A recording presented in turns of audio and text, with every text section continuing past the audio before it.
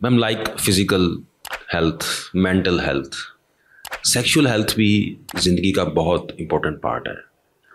तो इसको कैसे बेहतर किया जा सकता है? आजकल बहुत डिमांड है वेजाइनल टाइटनिंग की, क्या ये मुमकिन है? विजाइनल टाइटनिंग के साथ साथ vaginal health both are important, और ख़वातीन के अंदर इसको काफ़ी बेहतर बनाया जा सकता है, even starting from child birth और इवन बिफोर चाइल्ड बर्थ, और even in teen age girls. आप अपने बच्चों को हेल्दी लाइफ स्टाइल सबसे पहले सिखाएं, जिसमें कि फिटनेस है और एक्सरसाइज है, डाइट है कि आप हेल्दी डाइट लें, एक्सरसाइज करें, और अपने पीरियड एरिया की एक्सरसाइज भी ज़रूर करें। उसमें important exercise is Kegel exercise. उसके बाद पेल्विक फ्लोर या फिर ग्लूटियस मैक्सिमस मसल्स की जो एक्सरसाइजेज आती हैं वो सब मैटर करती हैं। ये आपको लेटर ऑन भी आपकी वजाइनल हेल्थ को, आपके यूरिथ्रा और रेक्टम, इन ऑरिफिसेस के अंदर उनकी हेल्थ को मेंटेन करने में हेल्प करता है। जो उनके स्फिंक्टर फंक्शंस हैं वो बेहतर होते हैं। ठीक है, फिर आ जाता है कि जब बच्चियों के सेक्सुअल रिलेशनशिप स्टार्ट होता है और चाइल्ड बर्थ होती है। सेक्सुअल रिलेशनशिप में ये है कि आप अपने वजाइनल इन्फेक्शंस को प्रॉम्प्टली ट्रीट करें और सेफ सेक्स प्रैक्टिसेस को ऑप्ट करें, यूज़ करें बैरियर मेथड को फॉर कॉन्ट्रासेप्शन।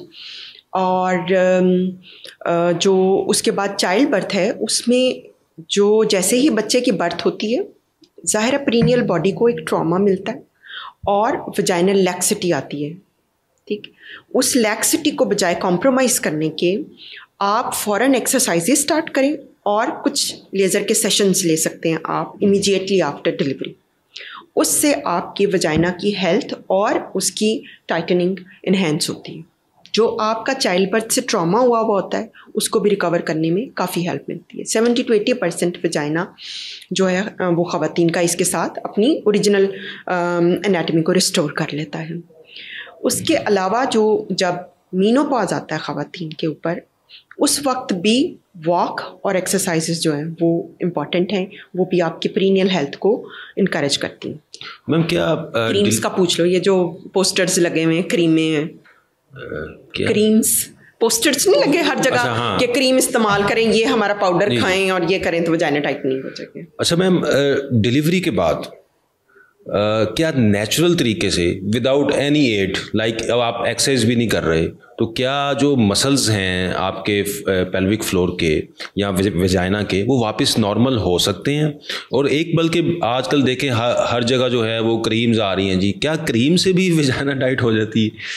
देखें, जो क्रीम्स हैं और जो ओवर द काउंटर कुछ पाउडर्स भी हैं, टैबलेट्स भी लोग करते हैं इसको प्ली, लेकिन उनका कोई इफ़ेक्ट नहीं है। फ्यू ऑथेंटिक मेडिकेटेड क्रीम्स हैं जो कि वजाइनल टाइटनिंग के लिए लॉन्च हुई, और उनका भी टेम्परेरी इफ़ेक्ट है, लॉन्ग टर्म इफेक्ट नहीं है। और वो भी 10 to 20% जो है ना वो रिज़ल्ट दे पाती हैं, और वो भी टेम्परेरी होता है। विद इन फ्यू मंथ्स वो इफेक्ट ख़त्म हो जाता है, और रिपीटेड भी आप उनको यूज़ नहीं कर सकते। तो क्या जस्ट जो है वो नेचुरल वेज लाइक एक्सरसाइज या उसमें कैसे जो है वो ये अपने वापस नॉर्मल फंक्शन में आ जाते हैं वेजाइनल मसल्स?